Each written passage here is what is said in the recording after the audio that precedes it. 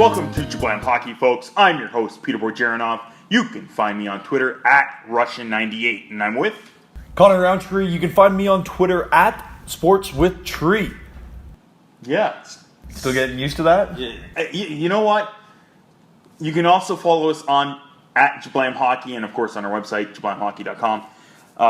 So, you're liking the Twitter handle? I'm liking it. Well, it's definitely going to stay. I'm not changing it again. So, Paul used to bug me about this, and it does bug me sometimes with my Twitter handle, Russian98. I don't know, I just made it up when Twitter first started or whatever. People were jumping on like 10 years ago. I tried again, and Twitter responded, and they're like, yeah, you can't have like Bojarinov. And it's like a suspended account. Nobody uses it. And like, I don't know what they did to the guy or whatever, but it's been suspended for like ages. Bojarinov. Yeah, it's my last name. Like, I don't know why.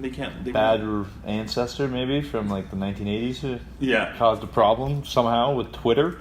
That doesn't make a lot of sense. I don't know. So, what do we have this episode? We really don't have a clue what we're doing in this episode, do we? Well, we got a slight clue. Okay. So we're going to be doing a Leafs look-in. Connor will give us some new fantasy up and down, and we'll finish up with some Saturday's picks. But first, trending now.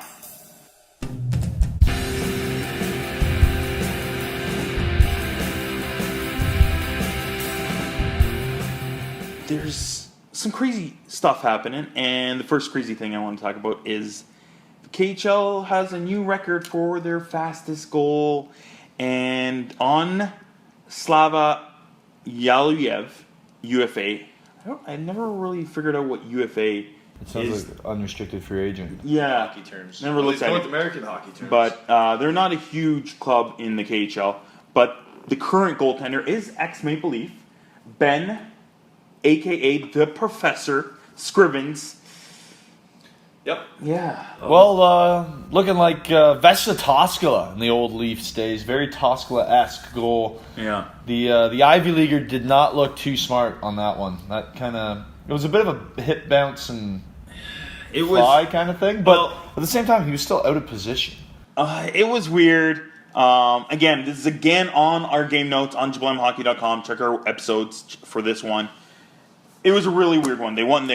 Obviously, I think it was the Ultimobisk team won the face-off. The winger just threw it at the net, and it really did look like it went off the defenseman's stick that was way up in the air, off the stick, hit the ice like a few feet in front of Scrivens, and then changed direction and bounced, and went like over. I think it went even off his shoulder and in. So I still think he was fairly good positioning, but totally bad luck. And it looked nothing like some of those other ones where it just goes through their legs. Yeah, no, it was a tough bounce, and tough night there for Benny Boy Scrivens. Yeah. But who knows? Maybe he'll get another NHL chance with another expansion another expansion team. But this time it's looking like Seattle. Now, there has been an official price, a bid point. It's $650 million. It looks like the Oakview Group will be the ones doing the purchasing if it does indeed happen. As they approach the Seattle City Council, the City Council has approved a $600 million renovation on Key Arena. So they've got the rink. Mm-hmm. They got the approval from City Council. The vote was 7-1. Yeah. And Jerry Bruckheimer might be on board. That guy makes big shows happen. And this could be a pretty big show moving to town. It'd be a great event. And I do want to interrupt this part and say congratulations to the TFC champions of the MLS Cup. They won. Thank you for beating the Seattle Sounders. And big ups to the Sounders for playing well and getting to the finals again. But I think this is because of Seattle and the Sounders and their fans. They've done so well and have been so competitive. Their fans have been backing them up for all these years. There's such a good crowd there. And this has helped with getting the Seattle team. Yeah, don't forget about the 12th man that the Seattle Seahawks got there. That's a big time. They got some of the best, one of the loudest stadiums actually in the NFL. Yeah. But it's just a little keynote on the side here. Mm-hmm. Fun fact. 100 years ago this season, guess who won the Stanley Cup? The first American team to win the Stanley Cup. Seattle Metropolitans. So, is there anything else you want to add before we get into name talk? That's basically it. I mean, it's been said, look, the league for the expansion, it's going to be $150 million more than Vegas. Vegas was obviously the $500 million. Yeah. With their success, it's kind of boosted the price. Yeah. So up to $650 million. Fall 2020 would be a targeted date, but they have to actually get this renovation going on the arena, at Key Arena. As I said, City Council voted 7-1 in favor of the $600 million renovation. Yeah. So that's almost as much money as they're asking for the team. So stay tuned, because fall 2020, we may have a balanced Eastern and Western Conference, both with 16 teams. Yeah, I guess. Yeah, well, right now it's 16-15. So I'm assuming Seattle would be in the West unless that's a tight travel schedule otherwise. All right. So we were talking beforehand, and $650 is a lot of money. And you were saying that a lot of managers might be pissed off because that's another expansion draft that could be happening. In less than half a decade, you go from a management perspective, I'd be a little upset. I'm losing assets. That's what draft picks are. That's what draft picks turn into. They turn into young prospects, which is eventually an asset for your team. And you've already lost a round of them. You know, you could only protect a goalie, a couple defensemen, and a handful of forwards. Mm-hmm. Now, they're going to have new rules on this one. Maybe, though, for the rest of the league, with how the success we've seen in Vegas, maybe it's not as favorable for the expansion draft, but I think it has to be, because it's not that Vegas is an outstanding team on paper. They're just playing like a group of guys that have come together, and they look like they're having a lot of fun and winning games. Yeah. I think again, like I said before, I think Gallant's done a great job with what he has to work with, and the players have all stepped up, so good for them. But you can't change the rules now for the expansion 3 years after the previous one and just totally, not give them as an equal advantage as the Golden Knights have gotten. So you can't do that. But like you're saying, some managers might not be happy, but again, owners should be fairly happy because they're going to get a percentage of that $650 bid of getting the team. So I mean, and that's just the opening bid. Obviously, that probably will be the bid, because it looks like the Oakview group, as I said, Jerry Bruckheimer is involved in that. So it looks like that's pretty much locked down, but nothing's final until sale date. But Peter, what kind of names would you like to see in Seattle? For me, it's going to be big on the color schemes. I like the Sounders with the neon and the blue, the neon and navy, and then the Seahawks with the neon and the navy. So I'd like to see something stick with the neon and the navy.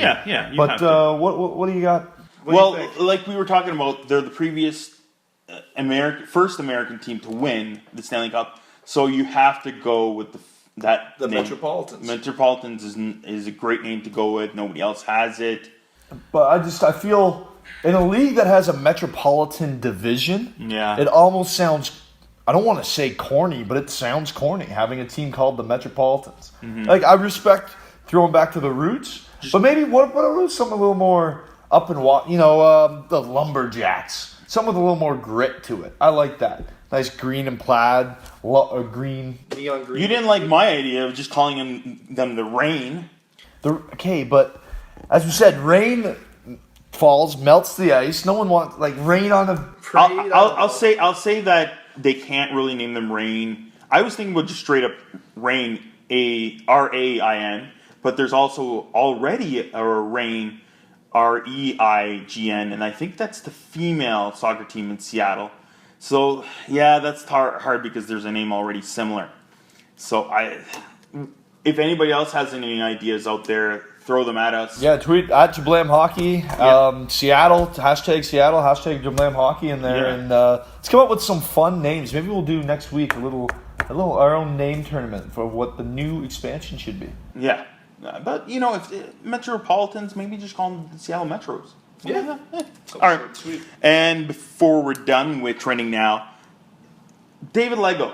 He's currently playing this is hilarious. He's currently playing in Germany again. Check it out on our game notes. The video here. There's like a 2-on-0 coming at him. To me, it looked more like a 1-on-0. But he sees it and he's like, I don't want to deal with this. And he just goes ahead and knocks the net off again. He's already done this before. That's ridiculous. No, there's got to be some sort of real. I'm a goalie. I get it. Breakaways, you don't like them. You don't want to have to deal with them. But be a man. Stand in the pipes and take the shot. If he scores, he scores. Like, it's part of hockey. Don't turn around, look at your crossbar, and be like, having a tough day. Throw the net off. What nonsense. Yeah. That is nonsense. So I believe in the AHL, if it's totally intentional, you do get a game misconduct. Good. That's a good one. But they don't have that in Germany right now. So I think it was a penalty shot, and which is, of course, if it's like a 2-1-0. You should have counted the goal. Yeah. The guy, if the player does end up shooting the puck in the net, which you should do, but they just, I don't know. Yeah. So they got to change that rule in Germany. First off and foremost, it should be a goal. But the penalty thing, the game misconduct thing, I think is a little too harsh. I think maybe 10-minute misconduct would be good. I don't know. At that point, you're in a game. Yeah. It's hockey. It's the sport. It's not like it's a fight that is a momentum shift. This is a straight up sabotage of the sport. This is you going F you to the hockey gods, turning around and just tossing your net. Like it's not. No, you're gone. You got to be gone from that game. So you say you're good with if it was a 10-minute misconduct and I'm sitting in the pipes and I know the best player on the other team, I'm having a good game. 10-minute misconduct, so I'll cool off for 10 minutes, and this could be the 2-1-0 that the two best players on the team. I'll knock the net off 10 times out of 10. Well, no, I still think the goal should count. So, and you said the same thing. The goal should count. The goal should count. If it's an obvious one, the goal should count. But I'm fine with a 10-minute Is misconduct. the game misconduct and the goal counts? Is that the rule in the NHL? I think it is. I think it might be. That's what it. I think that's what it should be. I think you should. Yeah, you got to crack the whip on goalies like that. You guys all know I'm a goalie. I think 10 minutes fine, but if he does it again, he should get actually suspended like the next game if he does it again. It's a delay. You should get a delay of game penalty, a sportsmanship, some sort of just debauchery. Just I don't know. I hate that guy. I hate goalies.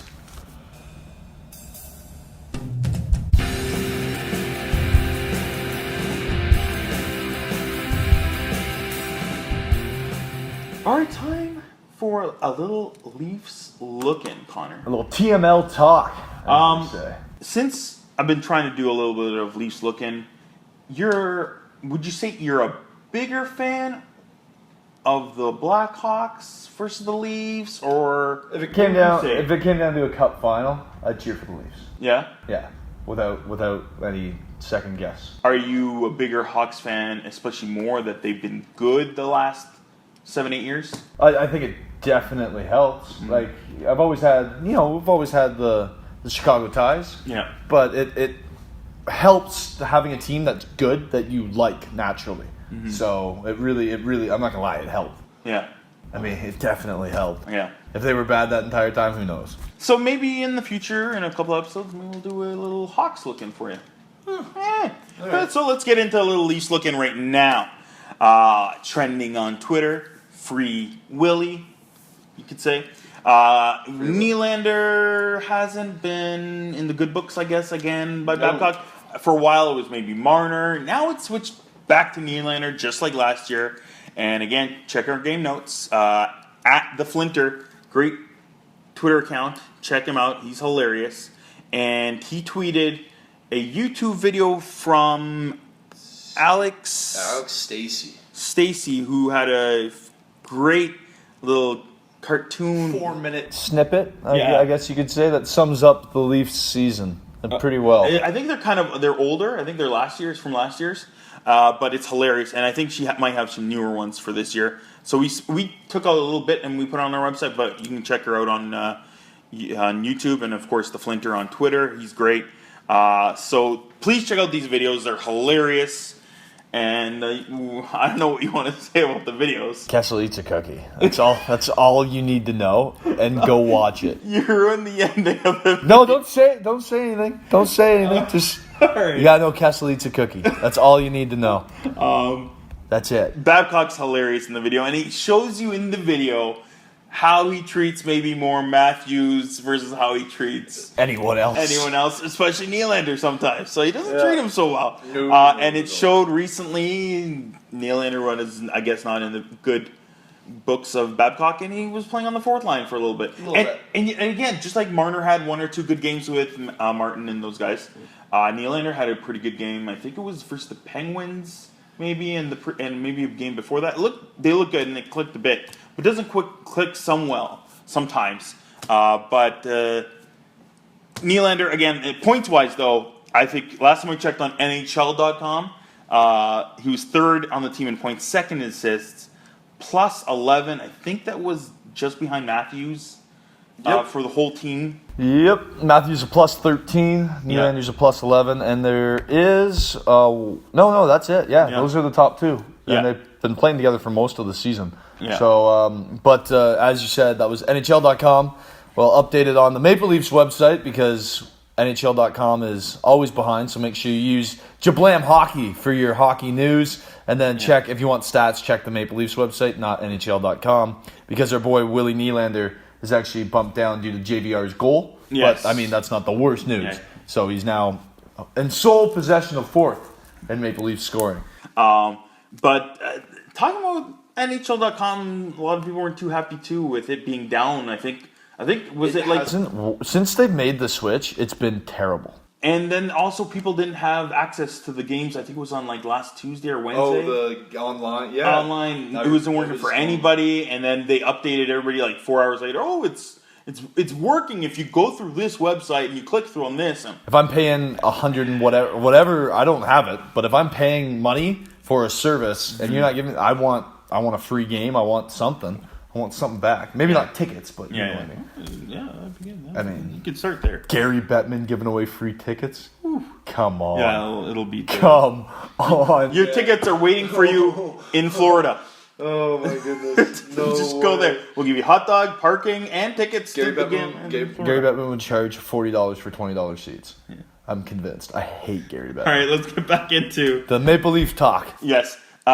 So again, it wasn't so great that Matthews was out, but because of that, Nylander got promoted back onto the first few lines.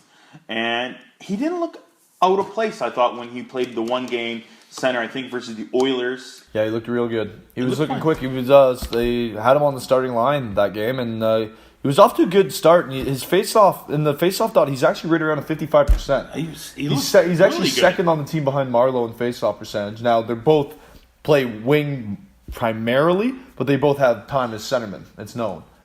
Were you going to talk a little bit more about JVR or no? Really? No. Okay. I was going to just... what JVR is doing is handcuffing every Leafs fan and every wannabe Leafs GM. Mm-hmm. Because his value is now higher than it's ever been in a Leaf uniform. But the Leafs are the best they've ever been since he's been in a Leaf uniform. Yeah. So what do you do? Yeah. Do you try to trade for that defenseman that is desperately needed? Yeah. Or do you hold on? Because he's the only guy that does what JVR does in front of that, within 1 foot of the blue ice. Yeah. I'm convinced there's not a better player in the NHL. He can screen, he can tip, he's got hands like Patrick Kane, like a small guy in close with his 6'3" frame. He's amazing in close, and I don't think anyone, especially on the Maple Leafs right now, can fill in his role. He's too important in front of the net. It's interesting because when he first came, people thought, oh, he's a big frame, big body. He's going to be good on the boards. He's going to push the puck to the front. Yeah, clearly they didn't see him play in Philly. Totally very different than what you'd expect from a guy his size and broad shoulders. Yeah. Good reach. So, yeah, he's got very soft mitts. So he's good at quickly making quick stick moves right in front of the net. In tight situations, yeah. So that's a dilemma, though. And especially now that Bozak's not playing so well this year and he hasn't showed much. So it's very hard now to, what are you going to get if you trade Bozak in a prospect versus what could you get if you trade JVR and Josh Levo package for something. And it's not even with the JVR situation, it's not even, oh, well, let's just keep him and re-sign him. He's going to want more money. He's going to want, like we talked about, he's going to want at least 6 I'd and a say half. at least six. At least six, Yeah, and that might be a hometown discount. Like he's going up at least $2 7 million a year. Yeah, I think he could get Because 7 on the free agent. he is playing. I mean, he's leading the league. He's leading the team in goals. Pardon me. Yeah. I know Matthews has been out for 6 games this season, so that's not really a true testament. But still, with or without Matthews, tonight he scored again. Yeah. And he was in front of the net and he tipped the puck. It's what he does. He's the best player. He's big, he can screen, and he's got hands. I still don't like his game Defensively. And when people were chirping Kessel, I think JVR's game is worse than Kessel's in his own zone, recouping the puck. And it's because Kessel's better at taking the puck and off players. I think when Kessel actually gave 2 craps and tried, he was actually half decent defensively because he was so fast and he has such a low center of gravity. Yeah. But the problem was getting Kessel to care about the defensive zone, which maybe not. But the thing is, at least JVR has shown that he cares. It's just he really is a step behind in the defensive zone. You can clearly see that. Yeah. But speaking about Austin Matthews, team's been on a bit of a roll without him. Lost their first game without him on the year tonight, and they're now 5-1 without him. Yeah. To give you a clue, 13 goals, 13 assists, 26 points in 26 games. The only player that's on a point per pace, the only player on the Leafs that's on the point per pace mark. He's looked stellar this year. Yeah. His face-off percentage is right around 55, where you'd want a first-line centerman to be. He's looked great defensively, in my opinion. Yeah. What are they gonna keep producing like this without him? Because I don't think they can. I think the last couple of games, I think they won the Oiler game because of Curtis McElhinney. Oh, yeah. I think they've been hanging around the last couple of weeks because Freddie Anderson. Yeah. You said you think he's your player of the month. Yes. Well, no, he was the NHL's player of the month. Yeah. For goaltenders, he was. Anderson, I'm going to talk a little bit about him. He's second currently in the whole league in wins. 17 wins. 17 wins on the year. They're overusing him with the ice time first. We were talking about that too. He's already logged 1,500 minutes. It's a lot, and through the team's 32 games, which is kind of And I wasn't a huge fan of McElhinney, and I said I would change that if he stole the game from me versus Edmonton, and he did.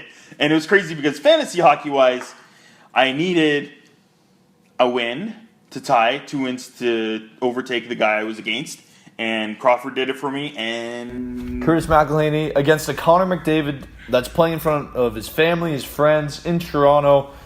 I had that game going to 6-5. I was there when the Leafs scored in the first 30 seconds. I was like, hey, I could be right. I took the over. Wow, was I wrong. A 1-0 game. Curtis McElhinney stood on his head. One-timer saves. Scramble saves. Just point-blank, solid shots from scorers. Saves. Some of them were very lucky. There's a couple that went right through the crease. You can't get a shutout without luck. There is no chance. There's no game unless it's Carey Price at the Olympics when Canada played Latvia. He's had 8 shots. Can you count on McElhinney to play a little bit more and be somewhat that for those games down the stretch? What I think the Leafs need to do, because the only time he plays is on back-to-back. Yeah. But the thing is, back-to-backs, you get tough matchups like the Oilers. Maybe the next time you play the Hurricanes, slide in McElhinney. Maybe the next time you're out west, you're in Arizona, well, slide him in. Just try to get, anytime you can get Freddie Anderson a little bit of breathing room, because the Leafs are a playoff team. And we saw what happened last year down the stretch at the end, and Anderson... Man, he's a human, as well as he's playing, superhuman numbers, he is a human being. And we had to count on McElhinney to beat the Penguins for us on whatever the last game of the season was it. He did. I was in Arizona. Speaking of in Arizona, I was in there, and then I went to the game, the baseball game actually, and I rushed to the bar after just to see the last 2 periods, and I'm like, can you change? Yeah, I'm watching the game, and everybody's like, what game are you watching? The game's pretty exciting. The game was pretty wild. Everybody's, especially in Leafland and maybe even Pittsburgh, we're on our seats watching that game. And other people started grouping around me going, wow, this game. I'm like, yeah, I know. I hope we win this one. So they got the W. Yeah. And that's big time. But what it really comes down to is they're going to need some defensive help. And you got an interesting thing. Connor Carrick versus Roman Polak. Yeah. So give me these. Peter was looking up some statistics before. Well, if you just look at the record, it's disturbing. The record, from what I can tell, is the Leafs with Carrick in the lineup is 13-3, and now after the loss, Polak in the lineup is 6-7. Especially with the Leafs, I think the current record is 20-11. That's not overall. like the 5-1 Austin Matthews. Yeah. Where the Leafs have been playing solid hockey with Austin Matthews. And you're only comparing 5-6 games. Oh yeah, This is a big part of this. That's about what 20 games out of the 32 game schedule so far. That's of them 11 games, or what is it now? 13 games for Polak and 16 games for Carrick. So more. And again, it bothers me because this is what I said at the beginning of this season when they went out and signed Polak. I said, I don't mind the Leafs bringing Polak. I don't mind him being the 6th, 7th man. Especially, Borgman's been decent for a rookie defenseman coming. Borgman's been great. I have actually really liked from him. overseas.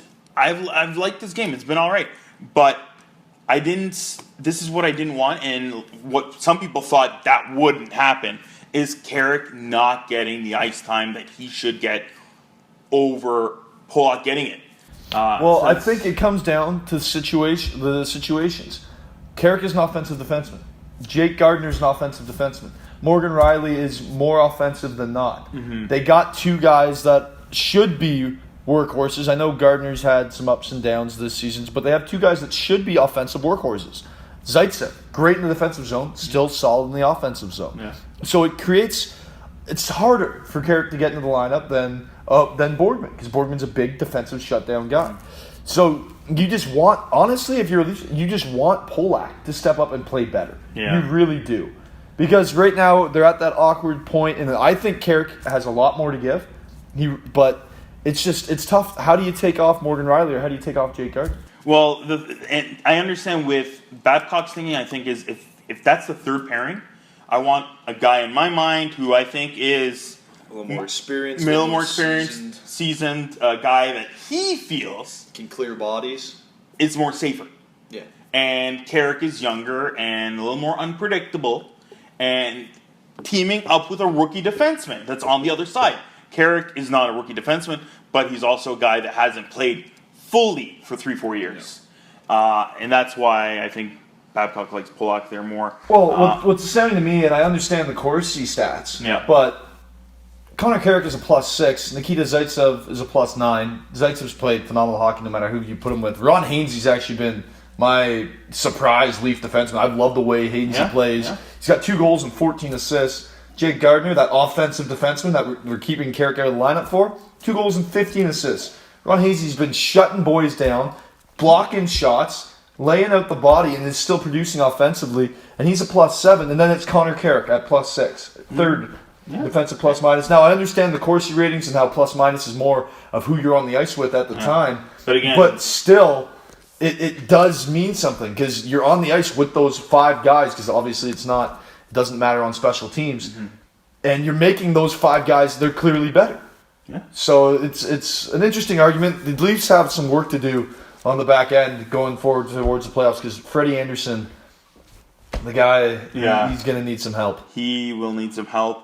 And we'll talk about this in a couple more weeks and see if Leafs either find a way to shore up the defenseman, maybe Carrick plays more, or maybe do they move JVR?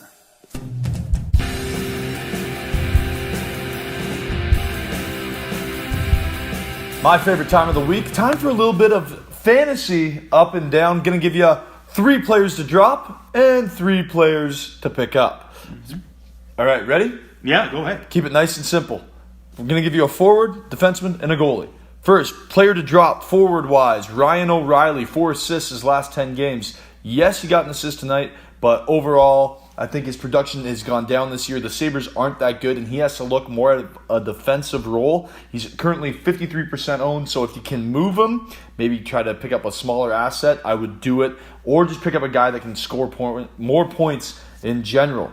Defenseman, Torrey Krug, 78% owned. Now, 4 goals and 12 assists, that doesn't sound so bad. But for Torrey Krug, that's not really on par to his statistics the last couple of years. The guy's been a power play monster over, his entire career. And this year, he's just not producing those points. And the reason why I'm saying drop him is you could find a pretty solid defenseman that has about 16 points, the same Torrey Krug has, that can hit and block shots. Torrey Krug doesn't do either of those things. Those are categories that you have, and penalty minutes even. You rely on some big bruising defensemen to get you those hits, to get you those block shots, and to get you PIMs. Torrey Krug does not bring that to the table. So if you got a guy like maybe a Ryan McDonough floating around that has 15 assists, well, maybe pick him up because he's going to deliver a lot more hits and more blocked shots. What I usually like to do is I try to get one defenseman that's just a penalty guy.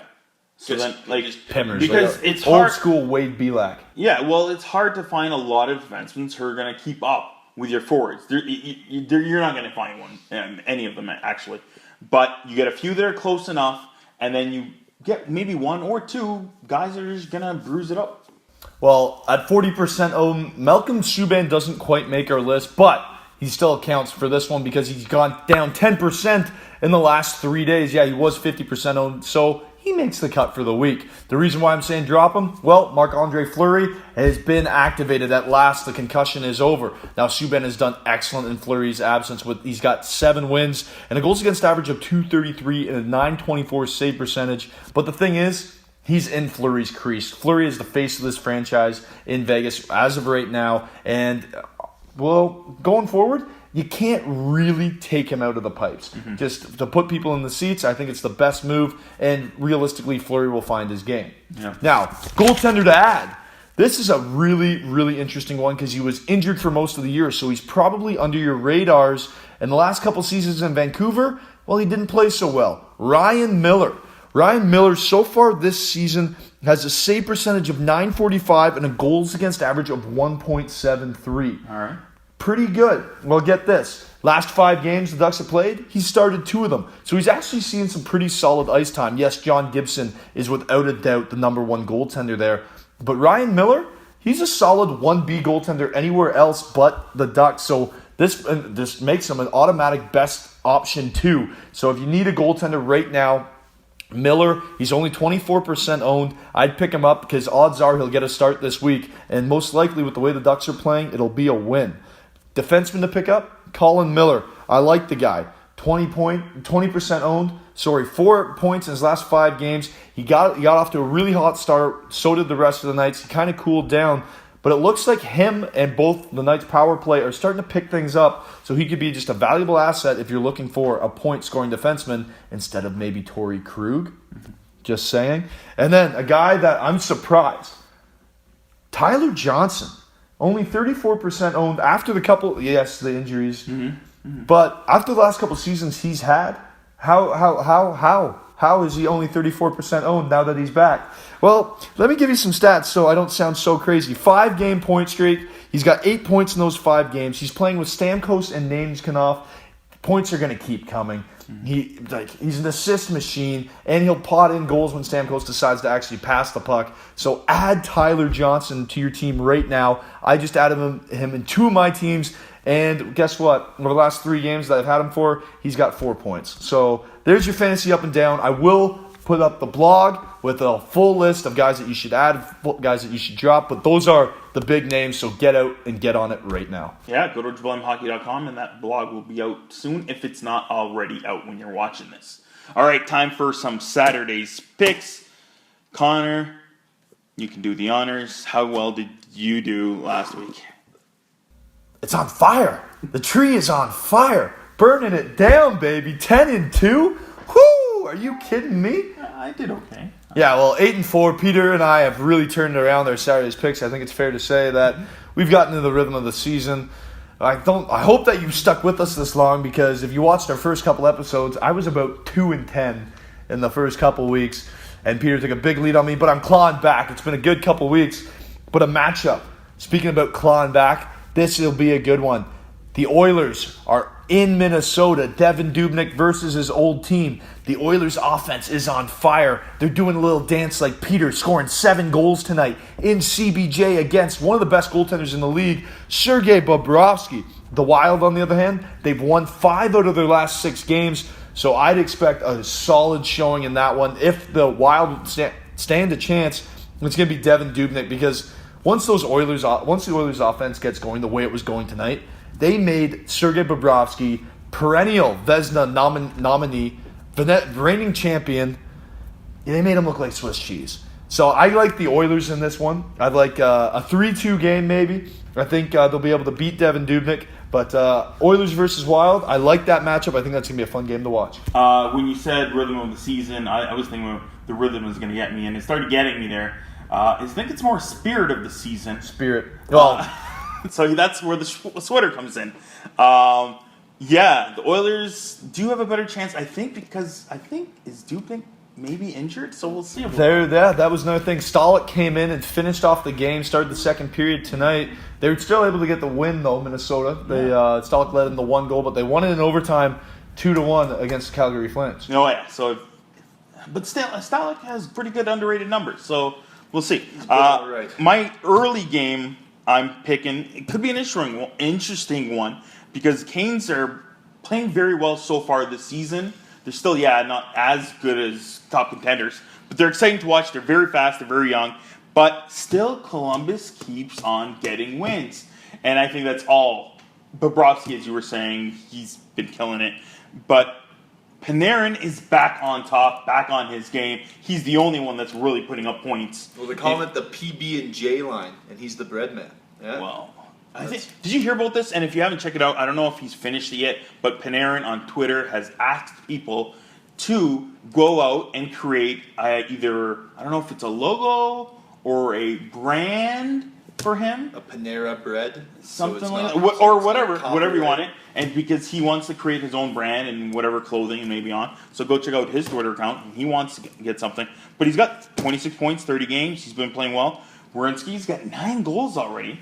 So he's one of the few other guys that are still putting up points for Columbus. But again, it's all Bobrovsky. And I still think in Carolina, you like the Jackets, I think, are still going to okay, good. I'm going to take the Jackets in that one as well because you said it, Sergei Bobrovsky, and I do not trust Scott Darling or Cam Ward, for that matter. Mm-hmm. But here's a game of goaltenders I do trust right now. Both got off to slow starts on the season.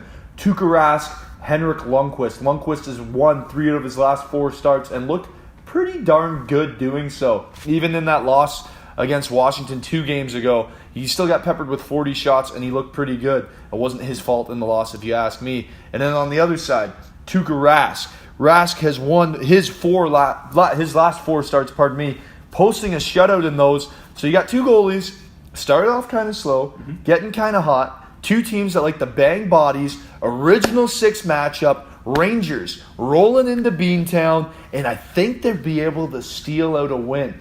I do. Is this one of the early games? This is I believe a 5 o'clock start. Okay. It's an earlier start. Those weekend earlier games are usually really exciting. Yeah. Well, this one will be a good clash. A lot of hot blood there. Guys that like to throw the body around, as I said. McDonough's back in the lineup. He loves to hit guys. Brady Shea's been laying bodies. Chris Kreider, great grinder. And then on the other side of the ice, obviously Pasternak's been putting up points. We've talked Torrey Krug needs to turn things around. And Tuukka Rask is just on fire. So that'll be a fun game to watch. And who'd you call for that I'm game? taking the Rangers. I think they're going to go into Beantown and squeak one out. I know Rask is playing well, but if there's a team that can get under your skin, I think it's those Rangers forwards, that depth, that wave.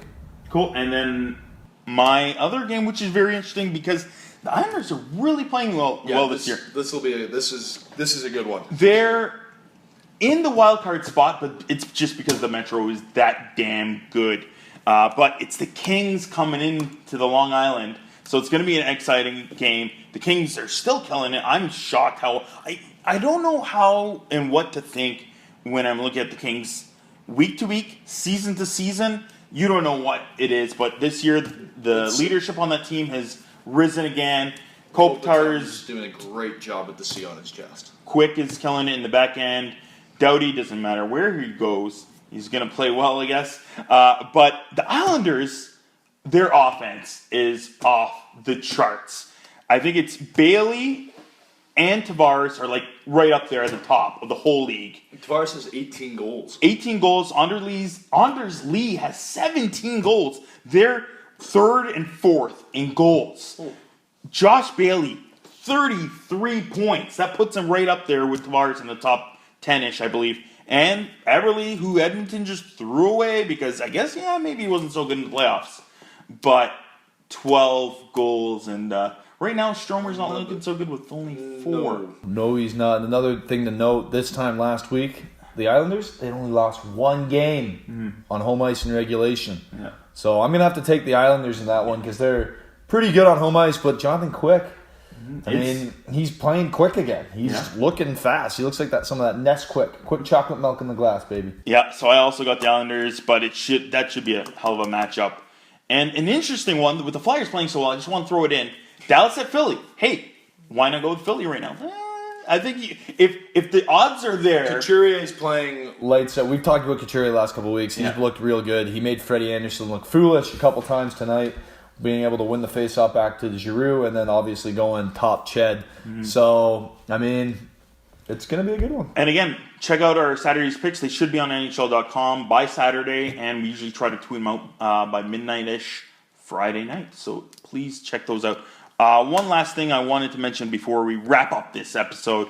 At Habs Laugh, I believe, on Twitter, he started making some cool lists of making an active all-player team. Yes, So of current and former players that are active. I'm not too sure. I think he threw in maybe guys that are currently on the team. I was actually mixing them up with current and guys that are active. So my quick list, and Connor will have one for the Hawks next week.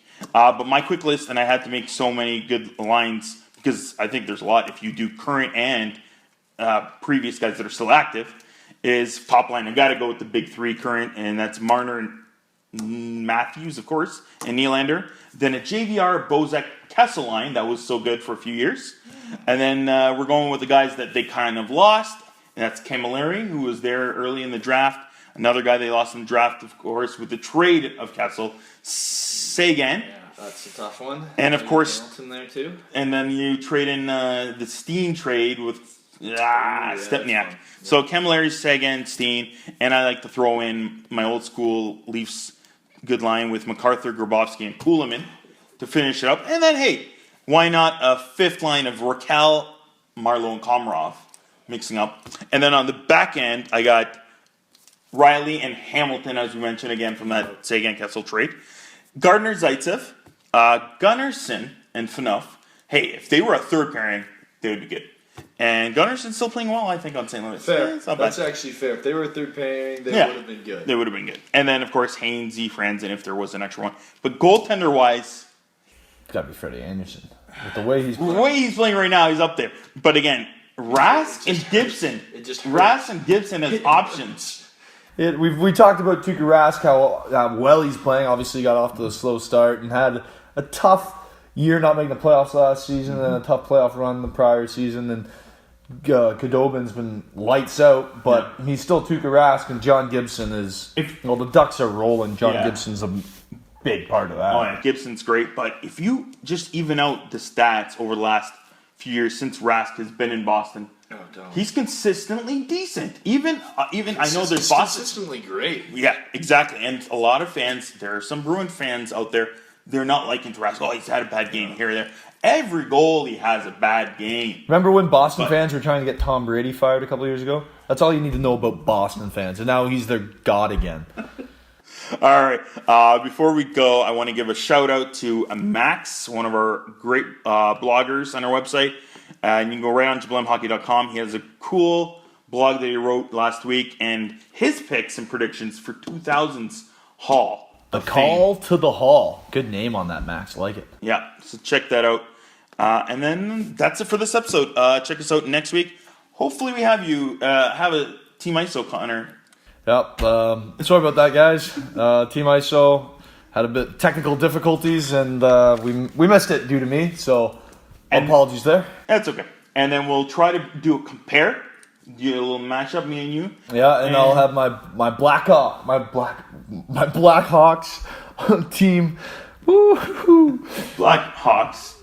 Yeah, and that's it for this episode. Again, remember, go to JablamHockey.com, and again on Twitter at JablamHockey, and ask us any questions if you have any. Connor might make some more blunders. Check that out. It's been a wild one. Have a good one, guys.